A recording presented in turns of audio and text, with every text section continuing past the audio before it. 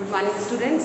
As we have already discussed the WTO and IBRD, IMF, all the international organization which helps in international trading. So today we are going to discuss the challenges faced by LPG. Means बेटा जो भी हमारा new economic policy आई है 1991 में, तो उन new economic policies के बहुत सारे अचीवमेंट थे बट बहुत सारे उसके फेलियर्स भी थे, बहुत सारे मतलब कुछ डिसएडवांटेजेस हम जिसे कह सकते हैं, कुछ चैलेंजेस भी थे जिनको एलपीजी को फेस करना पड़ रहा है। मीन्स जैसे लिबरलाइजेशन आया है बट लिबरलाइजेशन की जैसे काफ़ी सारे जो प्रॉब्लम है वो भी कंट्री को या फिर इंटरनेशनल मार्केट में फेस करनी पड़ रही है।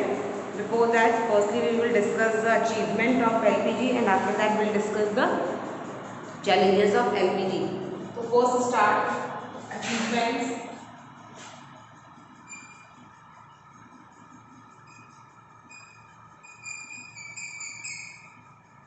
Achievement of LPG,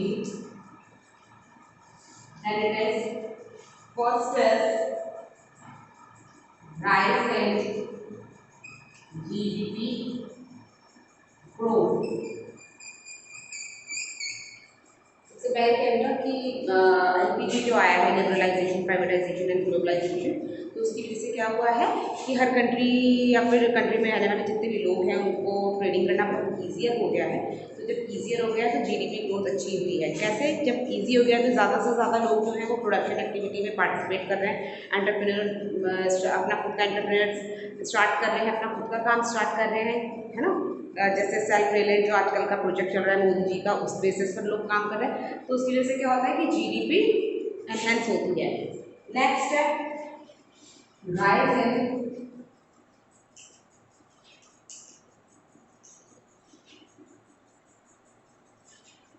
foreign exchange reserve.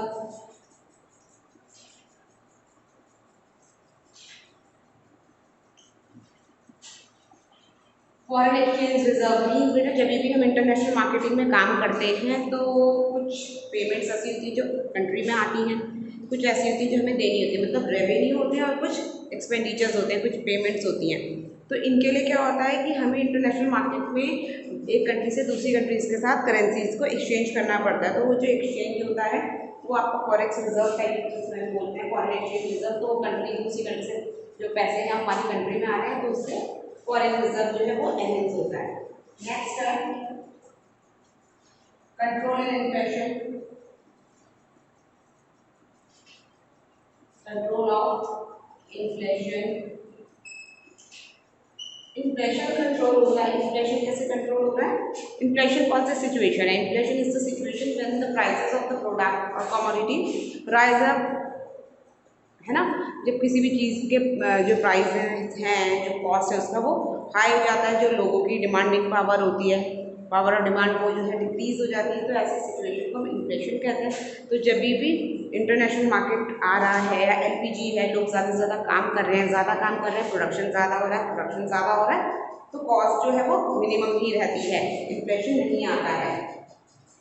Next है rise in competitiveness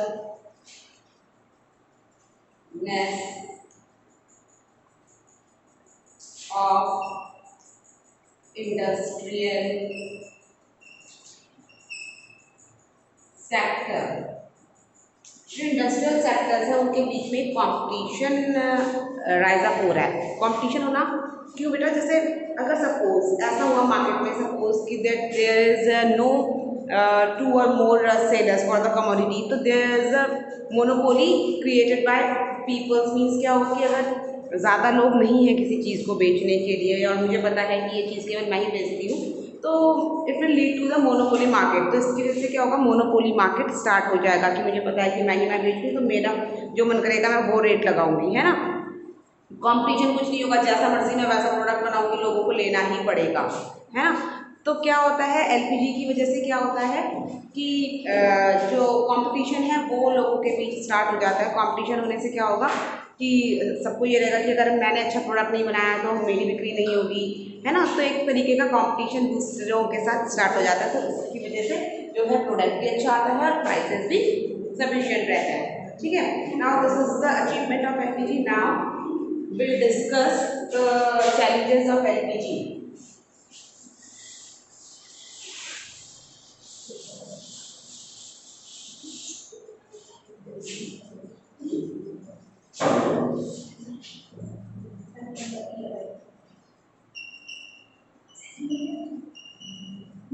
Challenges of LPG। तो चैलेंजेस का मतलब क्या है कि ऐसी क्या क्या चीज़ें हैं जो एलपीजी से मतलब ठीक नहीं हो पाई है, या फिर ऐसी क्या क्या चीज़ें हैं जो एलपीजी की वजह से जो हमें मुश्किलें आई हैं, the problem we are facing in our country और इंटरनेशनल मार्केट। तो उसमें सबसे पहले है बेटा changing employment pattern. Changing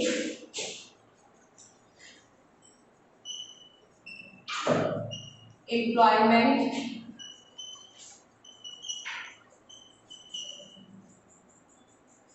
pattern. Changing employment pattern की जो एम्प्लॉयमेंट का पैटर्न है वो काफ़ी चेंज हो गया है। पहले क्या होता था कि लोग अपनी कंट्री में काम कर रहे हैं, अपने लिए काम कर रहे हैं। अब आधे से ज़्यादा लोगों के साथ ब्रेन ड्रेन का problem we are facing in our country. Means the intelligent brain is going to be train. क्यों ऐसा हो रहा है? क्योंकि इंटरनेशनल मार्केट क्रिएट हो चुका है, एलपीजी आ गया है, लोग कहीं पर भी जाकर अपना काम शुरू कर सकते हैं। तो आधे लोग एक कंट्री से दूसरी कंट्री चले जा रहे हैं, या फिर एम्प्लॉयमेंट जो हो भी रहा है तो वो एमएनसीज स्टार्ट हो गई हैं जिसमें काम कर रहे हैं। तो उसमें क्या होता है कि काम वो ज़्यादा कर रहे हैं, मिलता उनको कम है। मीन्स एक्सप्लॉयटेशन हो रहा है। जो डोमेस्टिक कंपनीज हैं उनको मतलब उतनी अच्छी ग्रोथ नहीं मिल पा रही है। तो ये एम्प्लॉयमेंट पैटर्न में काफ़ी चेंजेस हुए हैं। After that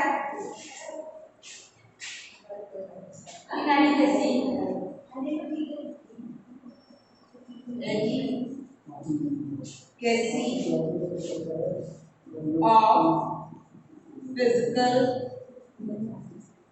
infrastructure। जो इंफ्रास्ट्रक्चर्स हैं वो अच्छे नहीं हैं। इंफ्रास्ट्रक्चर्स का अच्छा ना होना मतलब क्या है कि क्योंकि एमएनसीज आ रही हैं, दूसरी कंट्री के लोग भी हमारे यहाँ काम करने आ रहे हैं, हम दूसरी कंट्रीज में काम करने जा रहे हैं, तो उसके मतलब equal to them we doesn't have we haven't the equal infrastructures। Means हमारे यहाँ पर इंफ्रास्ट्रक्चर इतने एजुकेटेड फॉर्म में नहीं है जितना हमारे पास काम है। जितने लोग हमारे यहाँ पे काम करने आ रहे हैं उनके लिए उतनी अच्छी buildings, road, machinery, transportation system, इन चीज़ों की कमी है। तो इसलिए जो एलपीजी है वो अच्छी तरीके से काम नहीं कर पा रहा है। नेक्स्ट है protecting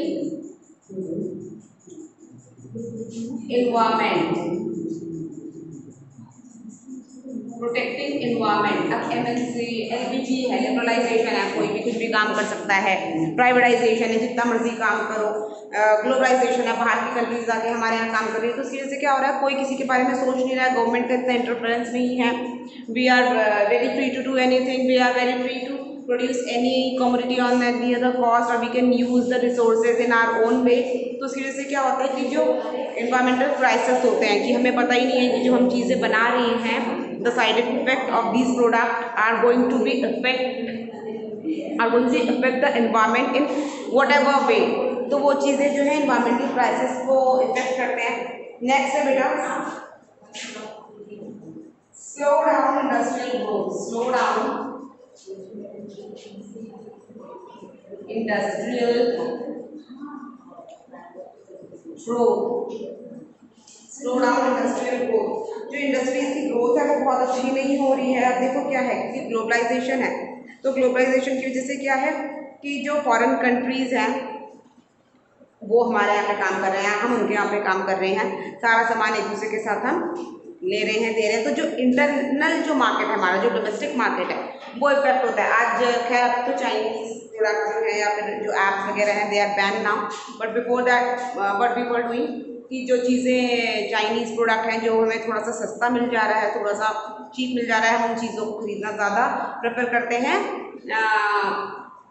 in respect to domestic product, क्योंकि वो थोड़े से एक्सपेंसिव होते हैं, ठीक है। Globalisation led to the decrease in demand for domestic, there is inadequate investment, जो इन्वेस्टमेंट है वो भी हमारा बहुत अच्छा नहीं हो पा रहा है, क्योंकि हम चाहते हैं कि बाहर की कंट्रीज़ के साथ हम उनके शेयर्स खरीदें जो हमें ज़्यादा बेनिफिशियल होंगे, तो ये सारी चीज़ें जो है वो इफेक्ट करती है।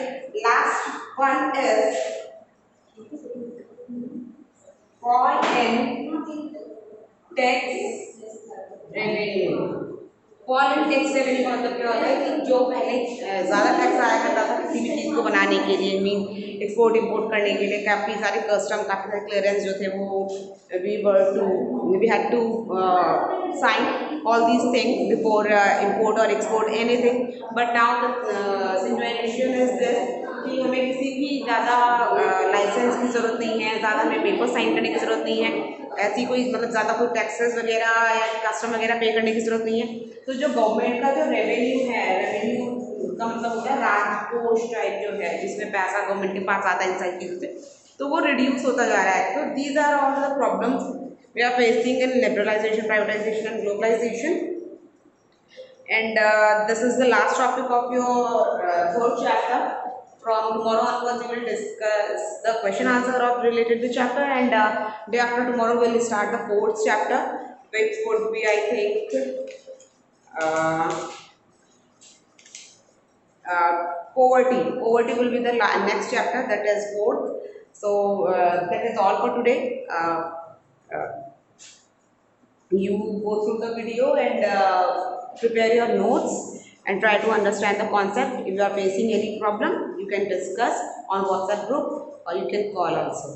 Thank you and take care.